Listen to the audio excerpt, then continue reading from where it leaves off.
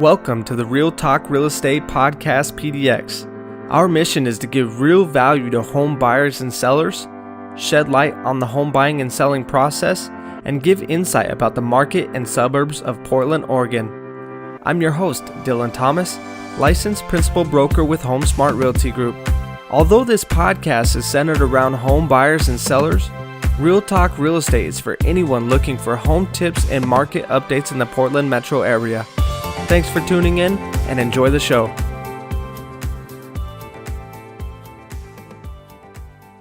Hey, what's up, everybody? Welcome to the Real Talk Real Estate Podcast. I'm your host, Dylan Thomas, licensed principal broker with HomeSmart Realty Group. Today I have John Shaffer in here with Envision Inc. I'll edit that. Yeah, Envision Inc. It's a little difficult to pronounce because it's spelled weird, NVZN. But yeah, I'm here today and I'm excited to be on the show with you. Yeah, John used to be in lending, and we used to get together about once a month, right? Yep. And just kind of talk about different ways we could. Mainly it was marketing strategy, but we would talk a lot about different ways we could educate buyers and sellers. There's not enough education, and going on to Google doesn't always answer all of your questions, or you may get some bad answers on Zillow or any other kind of source that you can find online. So he's the one who ultimately kind of gave me this idea and gave me the push to actually start the podcast. He's in the media industry now, and we've had the chance to work together on a couple videos, and it's been great. The feedback, that's kind of the direction that everybody's going, is to YouTube, to social media. Mm-hmm. Podcasting is huge now. I mean, 5-6 years ago, podcasting was nothing. Yeah, it's like I would say it's like the new radio. Yeah, it gives people the opportunity to have their own voice. YouTube's the new TV. Podcast is the new radio. Facebook is kind of like just the platform that everyone's on. Yeah. Facebook has the attention of everyone.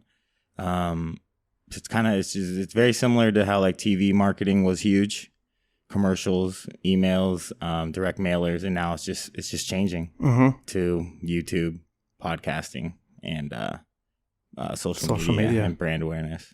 Yeah. I mean, I feel like Instagram is even bigger than Facebook. Facebook's good for, everybody's on Facebook. Yeah. My grandma's on Facebook. But as far as like just getting on and quickly connecting with people, I feel like Instagram is better with that. You see everybody's everyday life. Mm-hmm. I think it's Instagram right now because it's owned by Facebook. So Facebook has the attention of them, but Instagram is kind of the place to show off your work. Yeah. I always call it the gateway drug to your brand. It gets people through the door and ultimately to you. Yeah, I 100% agree. Like a lot of my stuff, I post to Instagram, and I really don't post to Facebook too much anymore. Especially like my personal page, it's pretty personal. Yeah, that's what I've always fought. I'm a big Facebook person, but I do hate the fact that you have to make a business page. You can't I'd rather have my personal page. Yeah. Have the capabilities of a business page. Just because we've talked before, just being yourself and just live your truth online. Yeah. And no matter in real estate and everything else, because you want to be relatable to everyone. Oh, for sure. And I think there's a huge opportunity for the ones that are able to do that.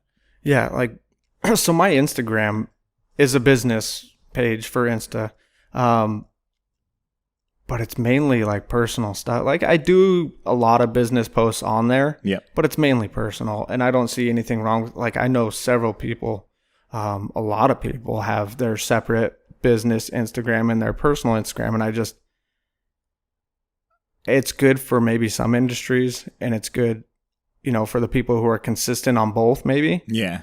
But my primary source of business is my sphere. Yeah. My friends, my family, and then their friends and family. So I'd rather just stay in touch on a personal level. Yeah. And throw in some business stuff so they remember. Yeah. You know? And it allows you to just, as crazy as it sounds, but trying to manage 2 different, quote unquote, different Instagrams. Plus your Facebook business. And, it's annoying because it's hard to post on both because of the fact that you think too much about, is this right for my business page? Is this right for my personal page, right, etc. But like, no, just post it on one, because we were talking earlier, like nobody's going to know what you do unless you tell them what you do. You had 2 different ones. Yeah, I do have 2 right now, and I haven't posted on the Envision Inc. one. Yeah, I haven't seen anything in a while. In forever. Yeah. It's been more of like I want to, once the studio part of the business gets going, but as of right now, it's just been more of, I guess, word of mouth. Yeah. And referral. Yeah. And you're killing it. Trying, getting there. Yeah. But it's been a fun ride. I mean, I've been doing it less than a year now. Had no idea what I was doing getting into it. Just literally quit my job and started knocking down walls. I know. We were just starting to work with one client. Was that last December? Mm-hmm. And then pre-qualified everything, and then they ended up kind of ghosting, backing out. Decided to wait a while, which is fine. And like a month or 2 later, I think you text me and you're like, "Hey man, working on some big stuff. We're going to be able to, really work together, yeah, and be more of a team rather than I send you stuff and you send me stuff." Yeah, that's what I kind of like felt like being. You brought up the first time we met, and I was at I think the Peppermill. I hate feeling like a salesman. Like I don't want to convince someone to work with me. Yeah. It's just not in my blood, I guess, to be like that. So when I started this business and I'm like, oh man, like now I can really like actually be of value instead of just saying like I have value because I have these loan programs. I can truly now provide value. Right. In a way, I think that's a lot different than a lot of realtors currently are thinking when it comes to their social media. Yeah. And that's going to be the exciting part. Yeah. I like what I do. I don't think I'm a salesman. Yeah. Per se. I mean, I do have to sell, but I really enjoy helping people in the process, and I think that's a totally different aspect than on the lending side. Mm-hmm. On the lending side, it's all numbers, and I feel like at the end of the day, most people, as long as you get the loan done, there's not a whole lot of personal connection there. Yeah. You're not the one who's out showing them houses, building that relationship. I mean, you may meet them once or twice and go down that route, but there's not a whole lot of personal connection. No, there's. Where on my end, I get to interact with them all the time, and it's awesome to get to know people. At the same time, it's kind of weird though. After the sale closes and you're not seeing them every weekend or texting them 2-3 times a week, texting them all the time. All of a sudden they're gone. Yeah, it's super weird. That's one thing I struggled with in the loan industry is because of the fact that like I talk to these people, I feel like I'm doing a great job. But yeah, like you said, there is not a lot of personal because the keys day, that's a realtor thing. Closing the home, everything is most with the realtor, and the lender is more of the unsung hero, I guess I would say. That's quite correlated. The realtor is the unsung hero that gets the money done, but there's no party for you. Yeah, there's no party. There isn't, which is what going into it. Yeah. Which I didn't really know, but I know now, which is fine. But it allowed me to look at different like perspectives of realtors as well, like things that you guys have to go through. Yeah. Because you guys, I feel like, have to take a lot of heat when things go wrong. Oh yeah. And that's where I was. And when lenders mess up their job, we take heat too. Exactly. That's where we get it all. That's where my perspective was totally changed. When I had some bad ones because I was just so young in the industry, realizing like, okay, the realtor is harping on me so hard because his clients are harping on him, or vice versa. It's definitely, kind of we're the first in line. Mm-hmm. You're the quarterback, but you're also going to get the blame if you lose the game too. You get the blame and the praise. Yeah. So that's something I think the people in the industry really need to take into account a lot, because the lending world is very old. Yeah. And so I think the appreciation, I gained a lot of more appreciation once I started to understand the perspective of a realtor. Yeah. And what you guys actually have to do day in, day out. It's fun though. It is. I really enjoy it. And at the end of the day, it gives me time with my kids, time with my family. And then hopefully one day when I'm just crushing it, my wife can do what she really wants to do and work part-time or just completely change fields. I don't know. That's my goal. Yeah. At the end of the day is to provide as much opportunity for my kids and also for my wife. Yeah. And that's why I do this.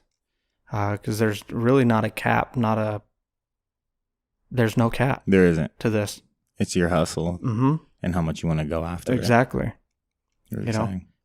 I want my family to do whatever they want to do. And I do really enjoy what I do. So, but yeah, back to the podcast. So back to what we had talked about for so many years and just the lack of education. In schools, they don't teach anything about buying a house. They don't teach about credit. They don't teach about money. Loans. Yeah. Nothing money wise. I think I take that back. I took a class in middle school. It was a stock trading class, which was awesome. Wow. It was totally random. Yeah, I would say that's random. Totally random. It was at Five Oaks. I can't remember the teacher's name, but he was just a total tech guy, and we got a full. What do they do? Quarters back then, or yeah, quarters. Yeah, I think middle school's quarters. Got a full quarter of doing stock trading. That's kind of cool. Yeah, and like actually learning it. Actually learning it. Yeah, it was super cool. I've always wanted to get into that whole thing, but like, I think it is important. The fact that you even took something like that young is cool, but it's also like why wasn't that taught? Yeah, later on. Why retirement's not taught? Why are It's a big question, and I wonder. I don't know why. We've talked before. Is like the thing is value is not provided as far as like things in nature of buying a home, finances, credit, and all of that. Those are the things that we figure out. Yeah, in life, and you need somebody to teach you. Yeah, or a resource that you trust. You can get online and you can read all kinds of stuff, and there's a good amount of information online about buying a house. But what you don't learn online is what local programs you have. Advantages to first-time home buyers or different professions. There's certain professions that you can buy a house for basically half the cost. What? Yeah. Like a profession that would like pay for it in a way? It's a government-backed program. So if you're a cop, a firefighter, or a veteran maybe, EMT, or a teacher. So those four things. Yeah. If you're one of those four things, you can qualify for a government-backed program where you buy the house and you actually, your primary loan will be for half the appraised value. You have a silent second that you do not pay anything towards. So you're paying towards half the value. Yeah. If you live there for 3 years, that silent second, boom, gone. That's unreal. Isn't it? That's unreal, because that means your payments are based off of the principal loan amount, which is half of whatever the thing was. So your payment's half, and then at the end of 3 years, it's gone. Yeah. So you get the house for half the cost. And the silent second disappears? It disappears. And for people that don't know what a silent second is, it's like a I would say a lien on a home. Yeah, it's a lien. It's a lien on the house. So it's a second mortgage that you don't pay on. You don't pay on it. And then at the end of 3 years, it just goes away. Isn't that crazy? 36 payments you got to make, and it's gone. That should be... then you can sell the house. Yeah. That's a pretty good program. We should figure out the name of that program. I know the name of the program. Well, I need to learn more because I'm getting back in the broker business. So yeah, that's right. Figure that out. Yeah. It's a Good Neighbor program with HUD. Yeah, so, and you need a HUD real estate agent, which I am one, to run the program. Any lender can do it. Okay. So, yeah, any lender can get into the program, but you have to use a real estate agent who's registered with the HUD in order to make the bids on the house. Now, there's not a whole lot of houses available for this program, so that's the tricky part. They got to be HUD. But if you're patient, you're gonna get 50% off the house. But that's my goal with this podcast, is to educate buyers and sellers about the different options out there, about stuff that they would never think about, right? Yeah. I plan on getting lenders on here, appraiser, insurance, financial advisors, talk about, different stuff, CPAs, talk about tax breaks that you get.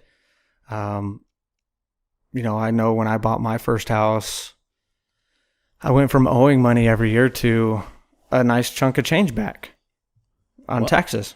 See, that's stuff people don't know about. Yeah. Nobody, because that's when you talk about the value and the things you want to bring as far as the loan programs and whatnot. And the sheer ability to qualify for a home loan, I think is very skewed because we can get a credit card in 5 minutes. Yeah. Go online. Credit card, got it.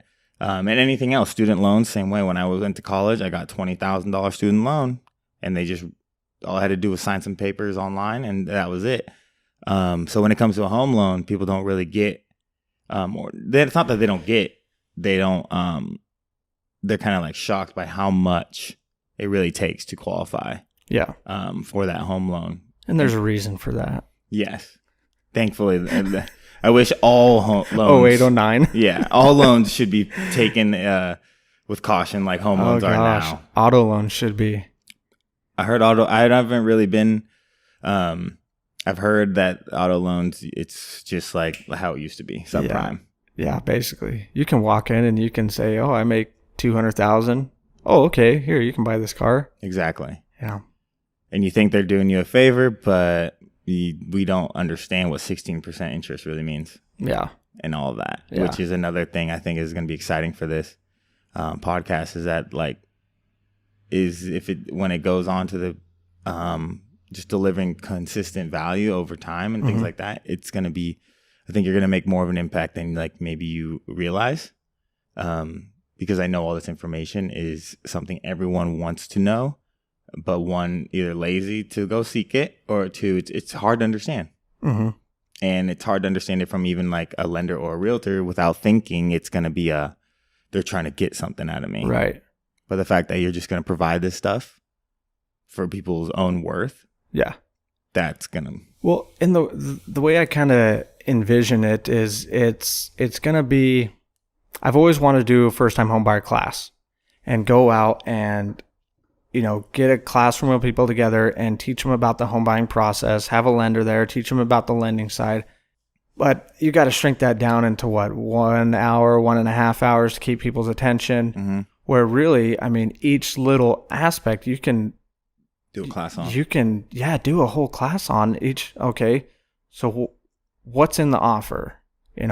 What steps are you promising to take in this contract that you're writing? Sure, you can read it when you get to that point, but it'd be nice to sit down and talk about it before you ever get to that point. Yeah. And that's my goal, is because I don't have the time to sit down with it. I do first time home buyer consultations. I typically like to sit down with them for about an hour, kind of go over the general process up front, whether it's at the first house we look at or at my office or at a Starbucks. That's what I do. Yeah. But that's not even enough time. It's not. It's because I feel like even during that, to go over everything, it's impossible. And then just to go over the lending side as well. I can't go over a lot of that. Yeah. I can't answer rate questions, and I'm not a lender. Yeah. I know enough to educate, but when I say, go talk to so-and-so and get pre-approved, that's usually a phone conversation. It's not always meeting up in person, and so they don't get the full picture on that end either. Mm-hmm. So, and it's hard to, like, I know when I would make it I'd make it a point to try and meet up with them in person, just because people understand things so much better in person, and they can what's it called? They can retain it too. Retain it, ask those questions that they may not think of in person. But even then, it's not fully comprehended, and that's why it's got to be a forefront, I think, for the people in this profession, is just to start teaching everyone. Yeah, because it will help so many people. It'll make your jobs easier, because people have better what's it called, responsibility with their monies. They'll understand that, okay, I can't quit my job because I want to buy a house next year, and you got to have 2 years of employment. Right. They're like, oh, I didn't think about that. Or for me, example, I can't buy a house for another year and a half or 2 years by the guidelines. Yeah, so that's something that I've learned as well. So if you go from being self-employed to W-9 employee, that's okay, but you can't go the opposite way. So if you go from W-9 to being self-employed, and then you're going to have to get 2 years under your belt. But yeah, the opposite way, you just got to show that you're making the same or more, and you're good to go. Consistency, 2 years with tax returns. Yeah, crazy thing I found out this year. So you're a college grad. You went to school for this type of employment. If you get a job in that field, you only need 1 year. Or no years, potential earning income. Years, sure. So it's like doctors, lawyers, engineers. Contract type of stuff. Yeah, as long as there's an award letter written by your employer stating like the salary and how many years they plan on you being there, they will give you a house, a loan outside of college. Yeah. This is another thing I don't think a lot of college graduates know either. No. Which was something I was thinking of, because there are programs for medical students, for engineers, and like they have a bunch of debt. So what better way to start saving, quote unquote, saving or wanting to pay off your debt than getting into a home? Right. And that's, definitely a lot of stuff to go over in this podcast. And I mean, the lending side, what happens in an appraisal? Drive-by appraisal. I guess that used to be a thing. And the appraisal, not anymore. There's a lot of moving parts, I think. I think that's one thing people need to understand, is that the home buying is moving. There's a lot of moving parts. And there's a lot of people who are on the same team who aren't on the same team. Right. Really. They work for you have your lenders, your appraisers, your underwriters. Your realtor, your underwriters, your escrow officers. Listing agent, buying agent. There's a lot of moving pieces. And they probably don't know each other or know how each other communicate. Right. And they all have to communicate to get this done. Exactly. For someone they barely really know, unless it's like a family or something like that. So like people just, I think if they're more prepared that, okay, it's not going to always be a smooth sailing trip, that it's okay and that it will get done at the end of the day. Right. You will get a home. You will not be homeless. And that, I think that's what's huge, is that at the end of the day, I think everyone has the same goal and mindset. They should. They should. Not for the most part. And if they don't, you make sure they do. Get some lazy people in that, and then it starts causing some real issues. It does. It really does. And I never really thought about that, how much communication really does need to happen. Yeah. In that industry. Yeah, there's a lot of back and forth between all the parties. So that's one thing I learned, that you need to communicate way more clearly. Kind of what makes it fun, though. And every single transaction is different. Yeah. No two are ever the same. That is true. I mean, like, what, how's I guess your year so far? It's been okay. Yeah. Yeah. Nothing stellar. HomeSmart is, you just started with them though, right? Yeah. So I was with a different company for my first 4 years. Switched over in May, I believe it was. So yeah, just switched in May. A lot of people were leaving my prior company, and a lot of people that I had really close relationships with. Mm-hmm. And so I just decided to kind of hop on the bandwagon and get a fresh start. HomeSmart is small in the Portland area. They're a nationwide company. They're huge in certain areas of the country. They're huge in Salem. I think they're the biggest brokerage in Salem. I think I've seen, actually, when I've been down there a few times. But they're small here. Yeah. And at the end of the day, I don't think it makes a difference what company is backing you if you're a buyer or seller. Because anybody could play for the Patriots, but doesn't mean you're Tom Brady. Exactly. That's a great analogy. How'd I know you'd wrap football into this? I always have football analogies. But yeah, and then a lot of my clients are first time home buyers. So going back to the education standpoint, if I had known when I bought my first house that there were down payment assistance programs out there, because I had some money saved up, but I also knew about closing costs. I used a USDA loan, which is a rural kind of. I bought in Sherwood because that was USDA. I believe it still is. So I was able to put $0 down and then come in with some closing costs. Got the seller to cover some closing costs. But if I had known about one of the down payment assistance programs, I would have totally bought in Beaverton, Aloha, Tigard, and there's still options out there. There's I remember when I don't know if it's still around, but the Oregon Bond had a rate advantage and a cash advantage. Oregon Bond's still around. I knew the rate back then was at like 3.25, and that was a huge deal. But now rates are at 3.25, given the criteria of the borrower. I just actually pulled up a scenario for my parents to do a refinance. Yeah. Pulling out $50,000 in their current loan, refinancing their current loan, pulling out $50K, they still would drop their payment by $800. That's insane. So pull out $50,000. What's the rate at now? Their current rate is a high fours. So I think it's 4.875, and they've been in this for like 11 to 12 years. Wow. So a simple refinance would honestly cash flow and cash out.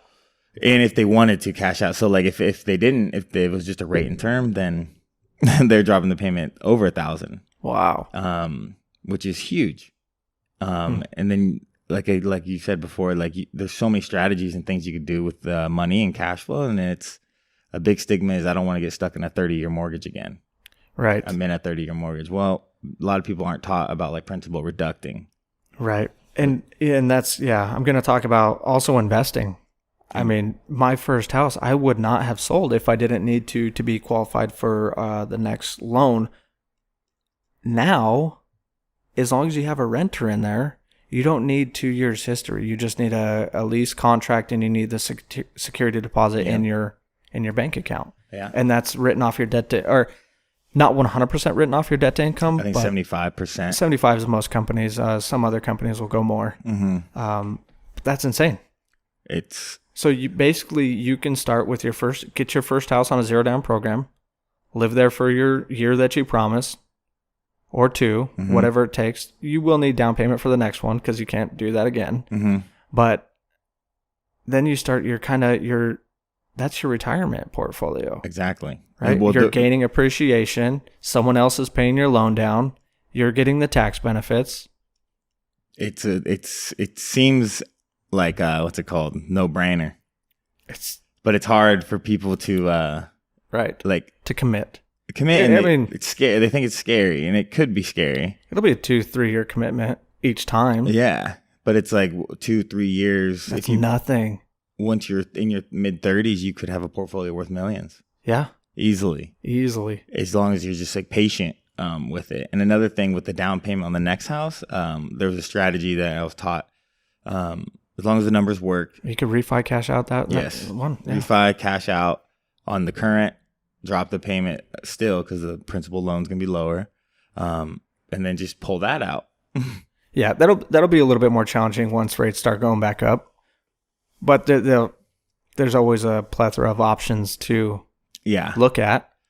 I think that's one thing. There's always options, but it's finding a lender that's like willing to really like show you I guess, the best scenario for you per se. And I think that my problem was the fact that I did take a lot of time on each person to show them all of these different ways they could do something. But that also takes a lot of time. But that's good though. That's education, and that's what they need. Yeah, that's what everybody needs. I still learn about my job every day. I don't think I heard something the other day. It's like you figure out how much you don't know. Yeah. Because how much you've learned so much. Oh yeah. Yeah, I can tell you, you learn something, not every transaction anymore, but you do up front. You definitely, the longer you're in it and the more houses you sell, the more you learn. Plain and simple. Yeah. Just kind of going through it. It's always problem solving type stuff, you know?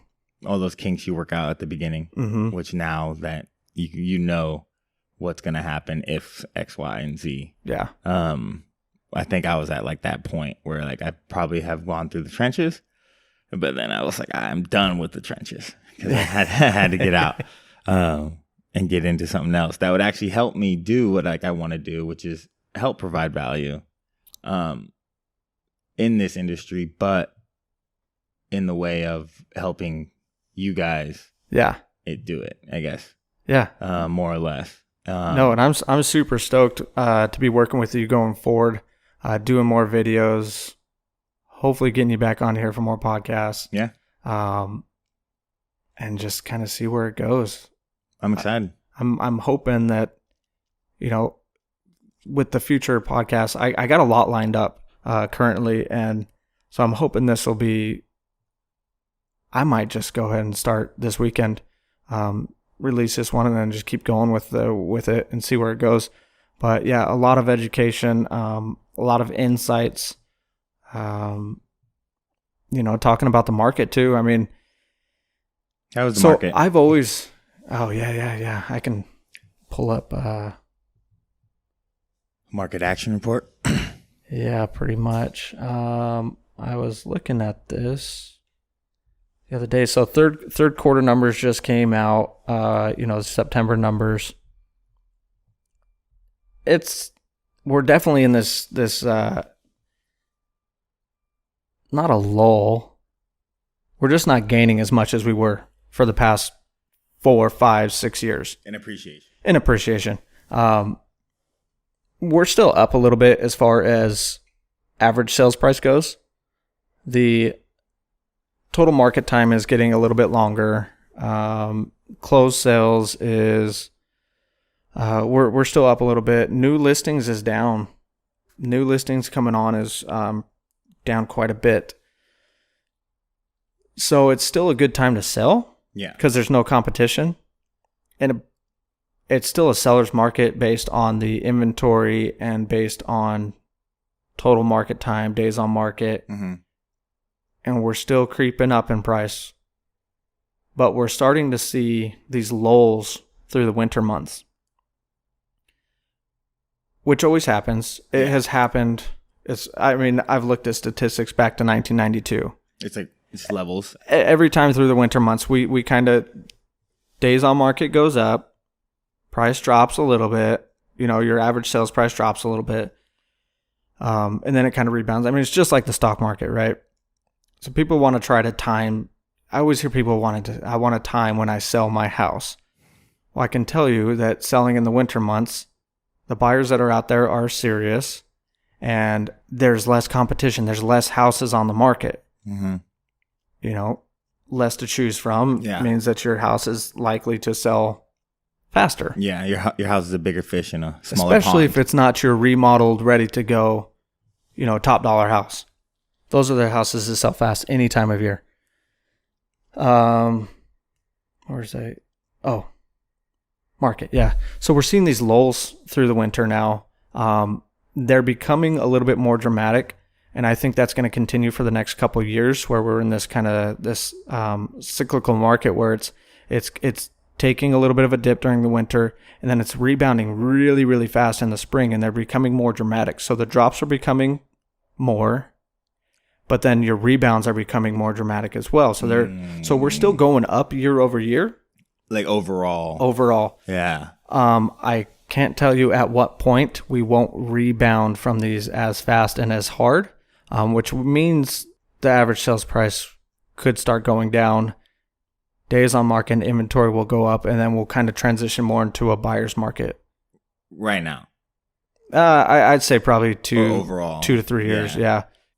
If these drops during the winter get worse, maybe the rebounds don't rebound as high and as fast, so we'll start kind of coming down a little bit. That's my prediction, but I think we got 2 years left where it's going to rebound hard. It's going to rebound fast.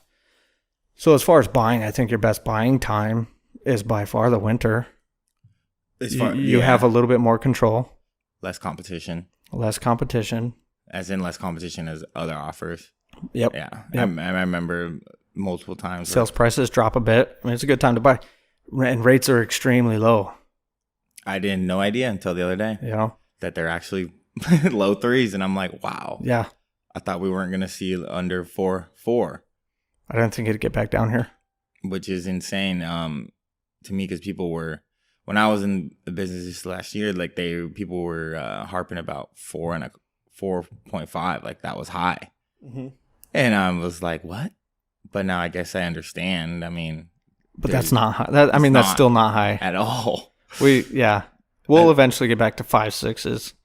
I think there's a statistic chart out there that will show you that the average over the last 15 years, I think, is 9. Yeah, I believe that. 9%. And like you say that, and people don't even say that. Be crazy. Yeah, 9%. There's times 16%. Couldn't afford the house in the Portland metro. Not right now. I guess it also alludes to like the lower home prices. So yeah, that makes sense. Well, yeah, I think heading into spring, it'll bounce back pretty hard. I mean, we'll see. The funny thing about the numbers is that, so like these are September numbers that I'm looking at right here, right? So we're halfway into October. Yeah. So we're 2-3 weeks delayed on the numbers. But these numbers tell us what really happened the prior month. Average time to close a house is about 30 days. So this activity was happening in August. It reflects in September numbers, and then we would get the report in October. So your downturn really starts kind of mid-August, goes through September, October, November, December. January is typically the lowest as far as average sales price, highest days on market, but that's a reflection of what happens in December. Which makes sense. Yeah. Most people don't want to move around the holidays if they can avoid it. Yeah, that's true. So we're kind of delayed in that sense. So by the time we hit January, and I'm reporting those numbers in February, we're already back on the rise. Yeah. Okay, I had no idea that it was taking, I guess, September's report would be. Yeah, it's about 45 days delayed. From the month before. That makes sense now, thinking about it. And it's as far as December being the low end of the year. Yeah. And then then February's report will show lows. I've had a I would say probably the majority of my listings we go on in January.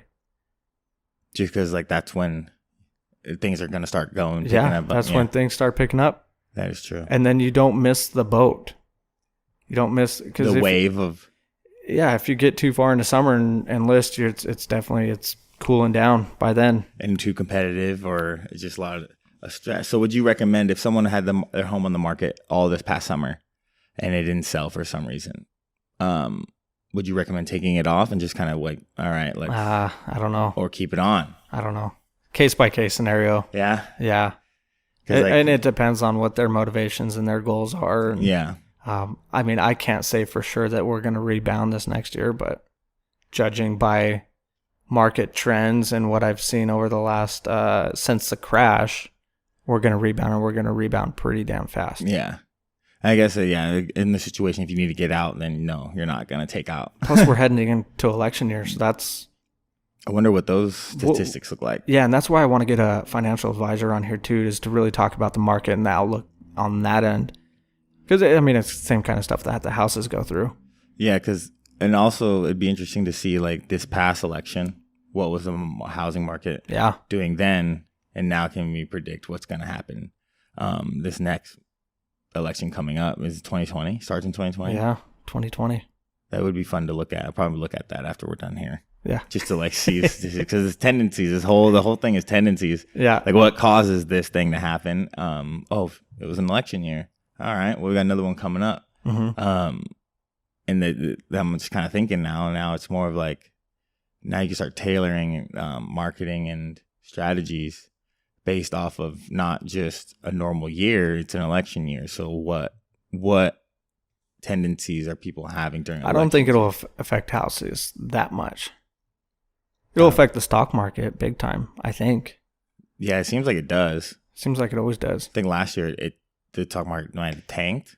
It tanked at the beginning of the year last year. Yeah, because everyone was very worried. Yeah. And then all of a sudden we're hitting record numbers. It kind of always tanks at the beginning of the year, though. Like, but people... That's the thing. Like on the media, like they're already talking about like a housing bubble right now in the Portland metro, and that's, I would have to say from my research that we're not in a bubble. I feel like that just those terms and like those scares are just because of what happened, right, in the crash. Yeah, because no one was talking about that then. I feel like, and now all of a sudden it's everyone's concern. Everyone's concerned, and I don't think it's gonna happen again. Because like we're so strict now. Yeah. For the most part. The lending is pretty dang strict. Yeah. They're loosening up a little bit here and there on different types of programs. Yeah. But yeah, it's hard to get in for sure. So I think it's going to be pretty stable, and I think they corrected their issues when it came to that whole world. Definitely. Hopefully. No more stated income loans. No more stated income. The rating agencies, because that was the thing. The rating agencies, I don't know if a lot of people know about that, was a huge part of why these loans got through. As far as, because these loans have to be bought on, they have to be bought on Wall Street, because the loans are bought by investors. And things like that, but they're only bought if the rating agencies are saying they're AAA. Oh, gotcha. And so these rating agencies, though, are competing with other rating agencies. So if I'm a rating agency on this loan, I'm going to give it a AAA rating because I want them to buy my loan. Gotcha. You know what I mean? And so that's what. Then there was no what's it called, supervision over it. They could just say stated income loan. They could say it was a friggin' AAA. Boom. And throw it into this pool of loans that investors could buy. And those loans were actually bought thinking they're good, ended up being terrible. Yeah. Adjustment, ARM loans. Yeah. And that's ultimately what caused the whole boom, was when everything started to adjust. Imploded. I didn't even know that was going on. That won't happen again. No way. But yeah, thanks for being on here, John. I really appreciate it. I'm really looking forward to doing more work with you. I'm excited about this next video we have rolling out for my last client who just closed. Mm-hmm. And then also getting back into more listing videos coming up here pretty soon. So it's going to be fun. I appreciate it. I'm excited. So how can people find you? You can just, my Instagram is I am Shaffer. So I am, and then SHAFFER. Envisioninc.com and VZNINC.com. But basically those are the main platforms there. Awesome. And your big focus seems like your school and football videos. You do real estate videos, and then you have a plan coming up, right, to start helping more small businesses. Yeah, the ultimate goal, my goal is at the end of the day is I want to give small businesses and realtors, young professionals, the same opportunities as a lot of the bigger businesses have in terms of their ability to create media and marketing content, because it is so inflated as far as how much it costs to do what I can do. Oh, yeah. With the current, I guess, big market, what's it called?